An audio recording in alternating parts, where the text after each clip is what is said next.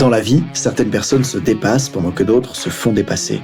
Bienvenue sur Obsession Progression, le podcast des compétiteurs qui sont obsessifs de l'amélioration. Je m'appelle Nathan Delacoste, je suis préparateur mental spécialisé dans les sports extrêmes. J'accompagne surtout des athlètes internationaux comme les skieurs et snowboarders en équipe de France. Dans ce podcast, je partage les coulisses des séances et des prises de conscience avec l'intention d'emmener votre mental au plus haut niveau en entraînant l'humain derrière la machine. Pour cette quête de performance, je vous parle à la fois mindset, cohésion de groupe, discours d'avant-match, résilience et gestion des émotions. Prenez une bonne dose d'inspiration à chaque épisode, ils sont rendus possibles par Ready to Rock.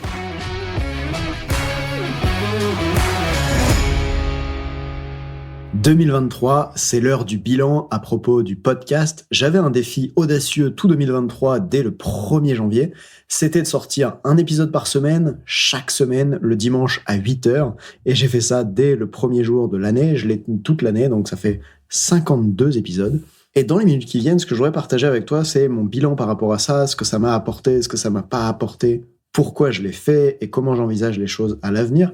Attention, c'est un épisode un petit peu plus business. Enfin, on va pas vraiment parler de finance et de management de mon équipe, mais ce que je veux dire, c'est que cet épisode, il va plutôt être centré sur moi, sur Ready to Rock, sur ce que j'ai envie de créer, que les autres épisodes qui d'habitude sont très centrés sur le coaching, la préparation mentale, dans lesquels je délivre des pépites sur l'accompagnement des athlètes. Dans cet épisode-là, ça va être un petit peu différent.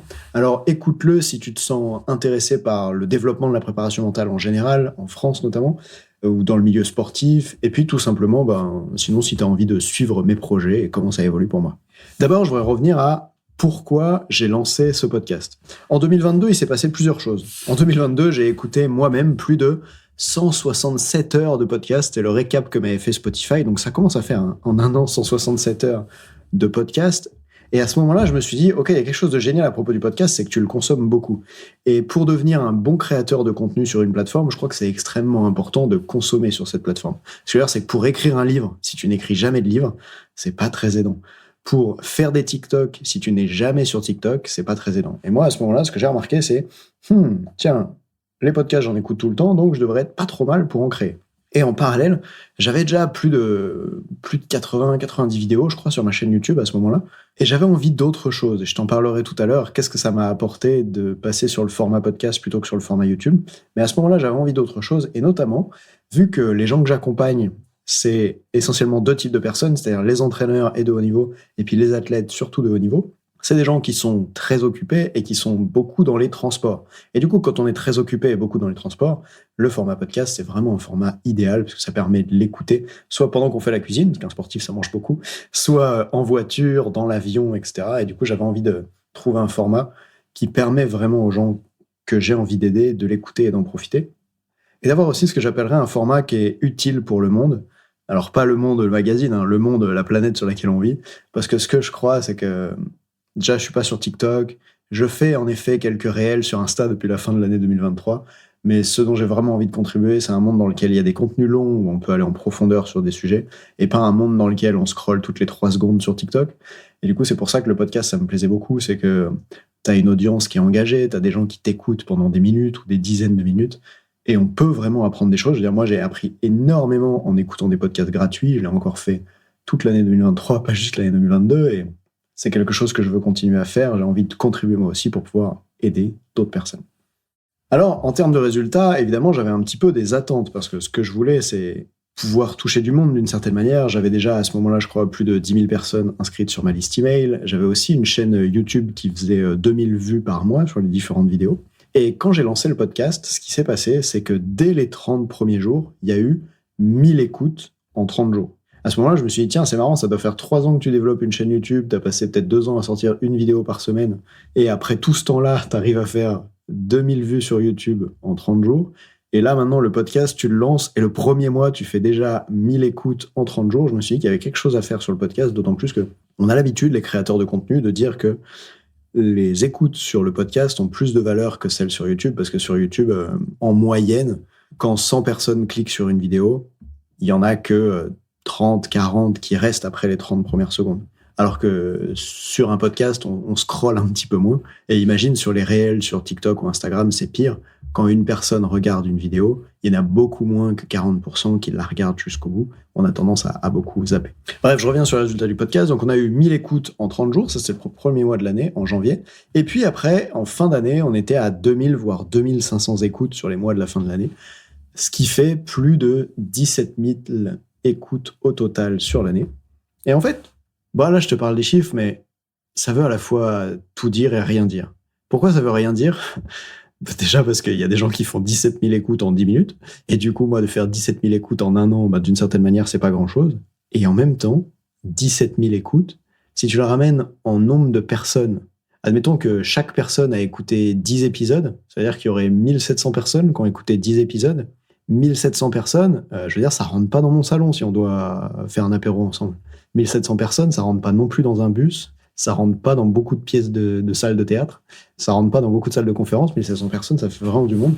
Là, le logiciel que j'utilise pour le tracking des données, il me permet pas de savoir exactement combien de personnes ont écouté le podcast. Peut-être que c'est moins de personnes que ça si chaque personne a écouté les 52 épisodes de 2023. Alors, qu'est-ce qui me permet de dire ça ? C'est que finalement, certains épisodes ont été écoutés plus de 1000 fois. Et j'imagine que les gens n'écoutent pas plusieurs fois le même épisode. Encore que je me trompe, parce qu'il y a des épisodes un peu masterclass que j'ai fait, comme celui qui s'appelle « Poser des questions avec le cul ». Et ceux-là, je sais que les gens les ont réécoutés plusieurs fois. Donc voici pourquoi 17 000 écoutes, ça peut aussi paraître beaucoup. Mais en fait, ce que j'ai surtout envie de partager avec toi, c'est un grand plaisir que j'ai eu. C'est-à-dire que le podcast, ça a vraiment été le format qui a fait que chaque semaine, en 2023, j'avais au moins une personne qui me contactait pour me dire « Hey, salut Nathan, j'aime ton podcast ». Et souvent des gens que je connaissais pas. Et ça n'arrivait pas autant sur YouTube. Donc d'abord, si toi tu l'as fait, je voudrais te remercier. Et si tu l'as pas encore fait et que tu t'apprêtes à le faire, je voudrais te remercier aussi parce que ça m'encourage beaucoup à continuer, surtout quand je vois à quel point ça vous apporte. J'ai reçu des messages qui étaient très touchants. Et de savoir que là, je peux être chez moi, debout, en train d'enregistrer ce podcast avec mon micro et que ça sert à un moment donné quelqu'un à faire évoluer sa vie ou ses performances ou celles de ses athlètes, je trouve ça vraiment génial. Et donc, ce que j'ai envie de faire maintenant, c'est de te lire quelques témoignages comme ça que j'ai reçus pour te montrer comment c'est quand les gens m'écrivent, qu'est-ce qu'ils en disent. Et peut-être qu'un jour, toi aussi, tu t'autorises à m'écrire pour me dire que ça t'a plu, comme ça m'encouragera à continuer. Et sinon, juste pour remercier ceux qui ont partagé ces mots avec moi. Donc, c'est parti, je te lis quelques mots. On a eu Benoît qui m'a écrit en disant « Salut Nathan, j'espère que tu vas bien, je voulais te remercier sincèrement pour tout ce que tu fais, je te remercie parce que grâce à toi, je progresse constamment, que ce soit les podcasts, YouTube, ta formation Winner Mindset, j'ai vraiment passé un cap grâce à toi, en tant que coach, mais aussi en tant que joueur, même si ça m'a pris plus de temps. Avec l'équipe que je coach, c'est ma première saison dans ce club, on était dos au mur et on a réussi à accrocher le maintien. Et c'est en partie grâce à toi. Et en fait, ça m'a surpris parce que moi, j'ai jamais été voir cette équipe de joueurs. Alors, quand je reçois ce message qui me dit on a réussi à accrocher le maintien et c'est en partie grâce à toi, je me dis que cet entraîneur de basket a dû réussir à appliquer des choses qu'il a apprises dans le podcast et ça, c'est juste génial. Et il termine en disant donc voilà, je voulais juste te remercier et j'espère pouvoir aller encore plus loin dès que j'en aurai l'occasion en prenant des formations avec toi. J'ai Daouda qui m'a écrit en disant salut Nathan, j'espère que tu vas bien. Je me régale sur tes podcasts, c'est du très lourd. Des nombreuses pépites, le travail sur les peurs, épisodes 8 et 9 m'aident beaucoup, un vrai déclic pour le futur, et je comprends mieux comment aider mes joueuses. Merci pour tout ce que tu m'apportes et continue à m'apporter. 10 étoiles, bonne soirée. Alors je crois que 10 étoiles ça n'existe pas, mais si tu peux mettre des étoiles, toutes les étoiles, 5 je crois, sur Spotify et Apple Podcast, ce serait vraiment génial. J'ai aussi eu Sandra qui m'a dit « Bonjour, je voulais juste vous dire merci pour votre podcast que j'adore et dont j'ai beaucoup parlé autour de moi. » Franchement, merci Sandra. Je l'écoute pendant mes trajets en voiture et j'en ai déjà parlé à mon coach sportif et au moins 4 copains compétiteurs. S'il vous plaît, continuez. C'est vraiment très chouette. Merci à vous, Sandra. Je vais continuer, Sandra, et j'ai même de bonnes nouvelles par rapport à ça pour 2024. Je révélerai ça tout à l'heure. Alors, il y a une des personnes à qui j'ai dit merci et qu'est-ce qui te plaît dans le podcast ? Et la personne m'a répondu tout en vrai.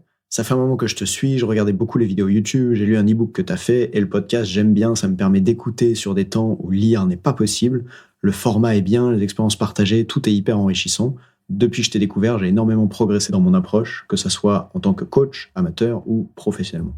Quelqu'un m'a écrit « J'ai bien aimé le podcast numéro 2, ça tombait à pic car j'étais en course hier et je me suis retrouvé confronté à cette situation avec un jeune. » J'ai reçu un « Salut Nathan, je viens surtout t'envoyer un message pour te dire que j'ai écouté ton podcast et j'adore l'intro, l'outro, la façon dont tu t'exprimes, les partages que tu fais, je trouve ça vraiment super intéressant. Bizarrement, je me suis beaucoup reconnu dans ce que tu as dit. Ça m'a fait penser à l'hypersensibilité / l'ultrasensibilité. Et justement, le voir comme une force et l'assumer, c'est juste ouf. Enfin bref, hâte d'écouter les autres et je vais partager cela sur le Slack de l'école et je dirai pas le nom de l'école, ainsi qu'à mes potes entraîneurs pour leur ouvrir une porte dans leurs esprits. Il y a Léa qui m'a écrit en disant « Salut Nathan, j'espère que tu vas bien. J'ai écouté quelques épisodes de ton podcast et je les trouve vraiment bien faits. Je sais que quand on se lance dans un nouveau projet, ça fait plaisir de recevoir des encouragements. Donc je me permets de te le dire, je le mets pour tous mes trajets en voiture. » Et tu vois, j'en ai reçu une panoplie comme ça. Et puis je continue avec Marion qui m'a écrit « Bonjour, cela fait plusieurs mois que j'écoute vos podcasts. Je suis éducatrice sportive et sportive de haut niveau en paracyclisme. Plusieurs de vos sujets lors des podcasts précédents m'ont fait prendre conscience de mon mental et de mes réactions face à certaines situations. » Voilà, je t'ai donc présenté quelques témoignages, n'hésite pas à m'envoyer le tien. Et moi, je continue à t'en dire plus sur ce qui s'est passé pour moi. D'abord, enregistrer des épisodes de podcast, ça a été très différent de YouTube, et ça pour plusieurs raisons. Imagine, quand j'enregistrais des vidéos sur YouTube, il fallait à chaque fois que je regarde la caméra droit dans les yeux, et sauf que pour penser, c'est pas évident, parce que parfois, le fil de la pensée, c'est un truc où les yeux partent ailleurs pour aller réfléchir, et c'est assez difficile, en fait, sur YouTube, d'être focus sur la caméra comme ça. Et donc là, ça me permet de laisser plus libre cours à mes idées pour pouvoir te les partager vraiment quand j'ai envie. Mais surtout, ce qui a tout changé, c'est que avant, pour enregistrer une vidéo sur YouTube, il fallait que j'ai beaucoup de préparation. Il fallait d'abord que je loue une salle, que je la réserve, que je décide d'aller tourner des vidéos ce jour-là, que ce jour-là, j'enregistre plusieurs vidéos pour pouvoir rentabiliser la location de la salle et puis mon temps en y allant, en installant les caméras pendant un quart d'heure et tout ça. Enfin, je dis un quart d'heure, mais des fois, ça va être beaucoup plus long que ça, le temps de faire les réglages. Et en fait, là, l'avantage avec le podcast, c'est que je pouvais finir une séance de coaching à 17h, en avoir une prochaine qui démarre à 17h30, et pendant ce temps-là, juste brancher le micro en USB, commencer à enregistrer l'épisode, parler directement à mon micro comme je te parle là, et après envoyer l'épisode à l'ingénieur du son, Geoffrey. D'ailleurs, merci beaucoup Geoffrey pour ton travail. Et à ce moment-là, boum, c'était terminé. Ce qui me permettait de faire des épisodes beaucoup plus ce que j'appellerais à la volée ou en mémoire à court terme, et faire en sorte que j'ai bien toutes les infos en tête par rapport à une séance, puisqu'avant sur YouTube, quand je pouvais débriefer ce qui s'est passé en séance, et que je le faisais 3 semaines après que la séance ait eu lieu, ben les idées étaient moins fraîches dans ma tête. Et donc là, j'ai vraiment senti une grande amélioration par rapport à ça, de pouvoir partager les idées de cette manière. Et si tu aimerais savoir comment je me suis organisé, je sais pas si tu l'as remarqué ou pas, mais 80% des épisodes environ, je les ai faits sans rien écrire auparavant. C'est-à-dire que je démarre l'épisode et je déroule.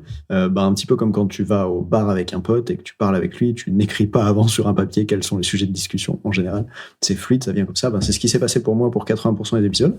Il y a environ 15% des épisodes où j'ai préparé des listes à puces de ce que j'allais dire pour un petit peu structurer le message et puis pas oublier de dire des choses qui étaient importantes selon moi de vous partager. Et puis, il y a 5% des épisodes que j'ai dû scripter mot à mot, soit parce que c'était des contenus que j'avais déjà écrits en long, en large et en travers. Enfin, en fait, des longs épisodes de plusieurs milliers de mots que j'ai décidé de lire à voix haute pour que les gens puissent les entendre. Donc là, c'est pour ça qu'ils étaient complètement scriptés. Mais voilà, la plupart, juste, je déroule ce que j'ai à dire. Et je trouve que c'est un format très agréable. Quand je dis ça, je le dis pas à propos de moi parce que finalement, j'écoute pas vraiment tous mes épisodes. Mais quand j'écoute d'autres créateurs de contenu que j'aime qui font ça, je trouve que ça s'écoute super facilement en voiture, en faisant la cuisine ou peu importe. Donc j'espère que ça a été le cas pour toi aussi. Cette année, j'ai eu quelques difficultés à enregistrer les épisodes. D'abord, la première, c'était de tenir le rythme, puisque, comme tout objectif challengeant, quand il faut faire quelque chose une fois par semaine, ça demande de le faire chaque semaine. Puis je suis pas seul à bosser sur le projet, j'ai aussi un ingénieur du son, donc il faut qu'il ait le temps de sortir les épisodes, etc. Et ce qui s'est passé, c'est que parfois, je pouvais enregistrer 5 épisodes en un après-midi, et du coup, là, j'étais tranquille pendant plus d'un mois. Et puis après, des fois, pendant 5 semaines, j'enregistrais pas un seul épisode, donc j'étais à la bourre, il fallait en préparer d'autres, etc. Et ce que j'aimerais pour 2024, c'est que ça rentre plus comme une habitude de chaque semaine créer un ou plusieurs épisodes de manière à faire en sorte que ça fasse partie de mon travail hebdomadaire qui est de créer des pépites et de les mettre dans vos oreilles et que ça soit pas juste une exception que je fais de temps en temps en me disant « Ouh là là, j'ai plus d'épisodes disponibles, il faut que j'en sorte », mais que ça soit quelque chose que je crée régulièrement. Et pourquoi faire ça ? Parce qu'en fait, tout en haut de la pyramide de l'apprentissage, il n'y a pas la lecture, il n'y a pas l'écoute, il n'y a pas l'écriture, il y a le fait de transmettre, le fait d'enseigner aux autres. Et ce que je crois, c'est qu'en essayant de transmettre ce que je transmets avec ce podcast, ça me permet à moi de mieux l'apprendre. Et notamment, parfois, je partage des réflexions, des questions auxquelles j'ai pas encore de réponse, mais juste le fait de les transmettre, je sens que ça me fait progresser. On pourrait dire que même si personne n'avait écouté mes 52 épisodes de podcast cette année, on pourrait dire que même si personne ne m'avait demandé de force à devenir client après avoir adoré les épisodes, dans tous les cas, les épisodes auraient été utiles pour moi, puisque de parler comme ça, ça me permet de progresser déjà en prise de parole en public, en élocution. Et ça, c'est vraiment une passion que j'ai, qui est comment est-ce que je peux transmettre un message de la façon la plus éloquente, captivante, agréable et et inspirante possible. Pourquoi je vais apprendre à faire ça? Parce que je suis sûr que c'est une qualité essentielle pour pouvoir impacter les autres, et surtout parce que je crois que pour les entraîneurs, c'est le rôle qu'ils ont, notamment dans les discours d'avant-match, notamment auprès des athlètes, dans tous les types de conversations, que ce soit collective, individuelle. Et du coup, j'ai envie d'être inspirant par rapport à ça, d'être bon en prise de parole. Et je crois que le podcast, ça me permet sincèrement de développer ça. Mais c'est pas tout, j'ai aussi eu l'opportunité de faire une conférence devant 200 entraîneurs et arbitres de basket, puisque l'organisateur avait écouté le podcast et il s'est dit tiens, ça serait cool que Nathan il intervienne. Ça m'a donné des opportunités formidables, comme de bosser avec des entraîneurs d'équipe de France, je pense notamment à l'équipe de France de snowboard. Et puis surtout, ça me permet de faire quelque chose qui est extrêmement important pour moi, c'est que j'ai envie que le monde envisage une nouvelle façon d'apprendre. Avant, et la façon dont on m'a imposé quand j'étais jeune, c'était Nathan, va dans cette école, parce que c'est l'école de ton village, ou va dans ce lycée, parce que c'est le lycée de ta ville. Et c'est là-bas qu'il y a des enseignants qui vont t'enseigner. Et en fait, ce que j'ai envie de changer, et ce que je souhaite à moi, à toi, à tout le monde, c'est de pouvoir choisir ses enseignants, et c'est d'investir de l'énergie uniquement auprès des enseignants dont on perçoit qu'ils peuvent nous apporter quelque chose. D'ailleurs, quand je dis énergie, je veux dire toutes les ressources, que ce soit énergie, temps, argent, etc. Et du coup, ce que je trouve vraiment génial avec le podcast, c'est que je peux partager gratuitement, même si pour moi ça a un coût, parce que j'ai investi beaucoup de temps, et celui de mon équipe, que je dois payer d'ailleurs, ils ne travaillent pas gratuitement. Et en faisant ça, en partageant moi gratuitement ces messages-là, ça permet à des personnes de progresser. En fait, ça permet à plein de personnes d'apprendre. Et parmi elles, il y en a qui vont pas du tout vouloir aller plus loin avec moi parce qu'elles trouvent ça nul et elles arrêtent d'écouter le podcast, probablement. Il y en a d'autres qui vont adorer écouter le podcast et qui vont s'arrêter là et consommer que du gratuit, et c'est OK. Et puis, il y en a encore d'autres qui vont juste vouloir pratiquer, vouloir interagir avec moi en direct, vouloir apprendre dans les groupes d'entraîneurs que je crée. Et ça, c'est juste génial aussi. Alors, je passe maintenant à la partie sur mes intentions par rapport au podcast et à la suite, à l'avenir d'Obsession Progression. D'abord, pourquoi c'est important d'avoir un podcast? Je pense que je viens d'en parler déjà dans l'épisode, et notamment de parler de la comparaison avec TikTok ou avec des plateformes dans lesquelles les apprentissages, selon moi, vont être beaucoup moins présents. Mais c'est aussi surtout parce que je crois que c'est hyper important de communiquer sur ce qu'on veut que les gens sachent faire. Ce que je veux dire par là, c'est qu'il y a 20 ans, il n'y avait presque pas de contenu sur la préparation mentale. D'ailleurs, je dis il y a 20 ans, mais il y a 10 ans, ou même il y a 5-6 ans, il n'y avait vraiment pas grand-chose. C'est extrêmement en train d'évoluer. Je ferai peut-être un épisode là-dessus bientôt. Ce que je veux te donner comme chiffre, par exemple, c'est que j'ai utilisé le logiciel le plus connu au monde pour aller traquer les résultats dans les recherches Google. Ça s'appelle SEMrush. Et sur ce logiciel-là, ce qui est écrit, c'est que sur Google, en septembre 2016, quand les gens tapaient préparation mentale dans la barre de recherche, il y avait seulement 70 recherches dans le mois en francophonie. Alors qu'en 2020, c'est 2200 recherches en 2021. Et donc, en moins de 10 ans, ça a été multiplié par 31. Il y a 31 fois plus de gens qui ont fait une recherche sur la préparation mentale sur Google en 2021 qu'en 2013. Et je peux vraiment voir qu'il y a quelque chose qui est en train de se passer dans le milieu sportif. On est encore très très loin de là où j'aimerais qu'on soit, c'est-à-dire là où tout le monde comprend que c'est important d'entraîner l'humain derrière la machine. Mais bordel, ça avance. 31 fois plus, ça veut dire qu'avant, quand tu étais entraîneur de rugby et que tu avais 40 joueurs devant toi, eh bien peut-être qu'en 2013, il y avait un athlète parmi tous ceux-là qui s'intéressent à la préparation mentale, et aujourd'hui, il y en a 31 fois plus. Donc déjà, ça commence à faire 31 joueurs. C'est complètement différent, ok. Et moi, je suis juste ravi de pouvoir contribuer à ça. J'ai appris énormément sur Internet dans des contenus gratuits, et du coup, c'est trop bien pour moi de pouvoir apporter ça aussi à d'autres gens. Je sais pas si je peux me définir comme un philanthrope, parce que ça fait pas des années que je fais des dons non plus financièrement. Je l'ai fait cette année d'ailleurs pour l'association Le Sport a du cœur. Je vous en reparlerai si jamais vous voulez savoir à quelle association faire des dons. Ça a été quelque chose que j'ai longtemps cherché pour trouver un sujet qui me touche et dans lequel je puisse vraiment contribuer. Donc voilà, maintenant je donne 1% de mon chiffre d'affaires à cette association-là, mais je pense qu'au-delà des sous que je peux donner, ce qui compte, c'est la contribution que tu peux avoir dans le monde en partageant gratuitement des idées qui peuvent changer la vie des gens. Moi, ma vie a changé grâce à des gens qui ont osé faire ça dans la leur, et du coup j'avais très envie de faire ça pour d'autres, tout simplement.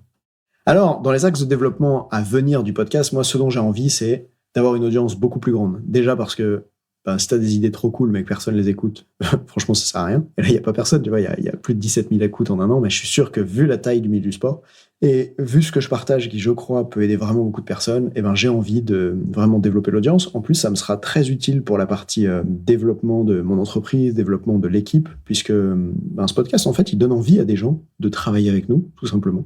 Et donc, je pense qu'il y a un lien direct entre combien de personnes écoutent ce podcast et combien d'entraîneurs voudront travailler avec nous, combien d'athlètes voudront travailler avec moi. Alors, c'est super. Et pour ça, je vais mettre plusieurs choses en place. D'abord, la première, c'est que j'ai réussi à tenir mon objectif en 2023, c'est-à-dire que j'ai sorti un épisode par semaine, chaque semaine, pendant 52 semaines. Eh bien, mon objectif pour 2024, il sera encore plus dur à tenir. Je veux sortir 2 épisodes par semaine toute l'année. Je viens de prendre cette décision là, c'était juste en fin d'année, donc j'espère qu'on pourra être prêt à sortir 2 épisodes par semaine dès le mois de janvier. En tout cas, mon intention, c'est de pouvoir faire ça pour toute l'année 2024. J'avais décidé il y a 1 an que je ferais le poids dans 1 an. Eh bien, c'est ce que j'ai fait. Je suis ravi d'avoir fait le projet podcast. Et donc maintenant, je décide que je veux sortir 2 épisodes par semaine pour que vous m'ayez encore plus souvent dans vos oreilles, ou en tout cas que vous puissiez apprendre encore plus. Et comment je vais m'y prendre pour faire 2 épisodes par semaine ? Un petit peu comme je faisais d'habitude en termes d'organisation, mais en plus, il y a des choses que j'ai envie d'ajouter. J'ai envie de faire parler d'autres personnes qui ont des expériences de terrain méga intéressantes à transmettre. Et d'ailleurs, j'ai enregistré des épisodes avec Ambroise, un entraîneur pépite en escrime. On va venir avec cette série qui va s'appeler Parade mentale, que je t'invite à écouter, dans laquelle on va échanger tous les deux sur des cas d'études de terrain, sur des problématiques qu'ont les athlètes en compétition, à l'entraînement, etc., et qui sera utile pas seulement pour les tireurs, les escrimeurs, mais vraiment pour toutes les personnes du milieu sportif. Donc voilà, je vais aller chercher des personnes super intéressantes. Et puis j'ai aussi, moi, envie d'être invité sur d'autres podcasts, notamment des podcasts qui ont déjà une grande audience. Pourquoi ? Parce que raconter des trucs seul devant un micro, c'est bien. Mais répondre à des chouettes questions, c'est encore mieux. Parce que parfois, c'est pas facile de parler tout seul devant son micro. Et je pense que c'est plus facile pour moi de rentrer dans l'état de flow quand j'ai quelqu'un qui me pose des questions intéressantes sur des sujets précis, par exemple, et juste qu'il y a une conversation, un échange. Alors j'ai envie de pouvoir vivre des expériences comme ça, et qu'on m'invite sur d'autres podcasts et qu'on me fasse parler de cette manière-là. Je l'ai déjà fait, c'est arrivé plusieurs fois. Je l'ai fait par exemple pour une étude scientifique de l'hôpital de Lyon quand j'ai été amené à créer une formation audio pour eux. J'ai été interviewé en mode podcast. Je l'ai fait aussi dans un autre podcast qui s'appelait Increase Your Capacity. On a parlé du développement du mindset chez les jeunes. Bref, j'ai envie de faire d'autres choses comme ça. Et donc, avec mon équipe, on va s'organiser pour que ça puisse avoir lieu en 2024. Maintenant, si tu te demandes comment est-ce que toi, tu peux m'aider, déjà, si t'as pas envie de m'aider, pas de problème, mais si tu as envie de m'aider, il y a une chose vraiment géniale que tu pourrais faire, c'est de prendre maintenant un épisode dans toute la liste qu'il y a, de prendre maintenant un épisode que tu adores et de l'envoyer à quelqu'un. Parce qu'en fait, c'est la meilleure façon dont le podcast grandit, c'est vraiment par le bouche à oreille, et ça m'aiderait énormément si tu fais ça. Maintenant, pour te féliciter d'être arrivé au bout de l'épisode, j'ai une excellente nouvelle pour toi, j'ai quelque chose à t'offrir. J'ai passé du temps à réorganiser les 50 premiers épisodes du podcast en catégories pour permettre sur un sujet précis de poncer les épisodes et d'apprendre sur un sujet précis. Et c'est comme ça que j'ai créé 5 différentes catégories que je te cite maintenant et tu peux me contacter tout simplement sur Instagram Nathan Delacoste ou par email à nathan@readytorock.fr par exemple. Bref, tu peux me contacter et je reviendrai vers toi en te donnant la playlist pour que tu accèdes spécifiquement aux épisodes qui concernent ces sujets-là. Alors, le premier thème s'appelle « Infaillible en compétition », peur de perdre, peur de rater, peur d'échouer. J'ai regroupé dans une playlist tous les épisodes qui parlent de ces sujets-là. Le deuxième thème s'appelle « Solide et audacieux, vaincre la peur du regard des autres en sport ». Pareil, j'ai regroupé tous les épisodes sur ce sujet-là. Et au final, ça donne 8 épisodes sur vaincre la peur du regard des autres. Donc, il y a vraiment de quoi avancer là-dessus.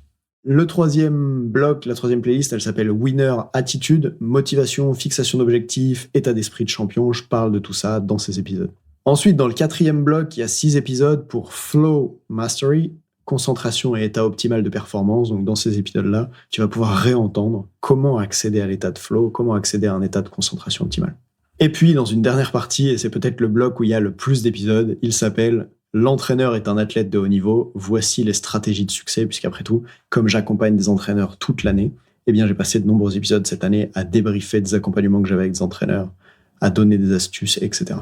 Allez, je termine en vous disant que s'il y a des sujets que vous aimeriez que j'aborde dans le podcast, eh bien c'est le moment de m'en parler, vous pouvez m'écrire pour me dire voici qu'est-ce que j'aimerais que tu abordes. Sinon, eh bien, continuez de rester un auditeur discret. Il paraît qu'on a toujours la majorité silencieuse, c'est les gens qui aiment et qui ne disent rien.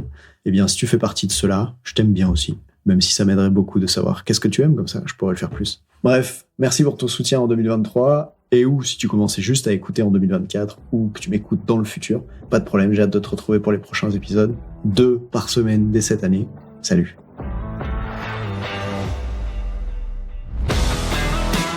On dit souvent que le mental, c'est 70% de la performance à haut niveau. Pourtant, rares sont ceux qui l'entraînent au moins de 10% du temps. En écoutant jusqu'ici, t'as donné à la dimension mentale un peu plus de la place qu'elle mérite chaque semaine. Bien joué. Ma mission audacieuse, c'est d'aider le monde du sport à se transformer en profondeur, et je veux faire en sorte que plus aucun coach ne passe à côté de la psychologie de ses athlètes. C'est pour accomplir ça que je crée une tonne de vidéos sur YouTube et des épisodes comme celui que tu viens d'écouter. Alors, je vais pas te demander d'inscrire de force tes amis au podcast, et en même temps, Si tu peux en parler à quelqu'un qui va l'adorer, quelqu'un à qui ça serait utile, ta recommandation, elle signifie beaucoup pour moi. Si chaque auditeur en parle juste à 2 autres, l'année prochaine, on sera des milliers de fois plus nombreux avec l'obsession progression. Salut!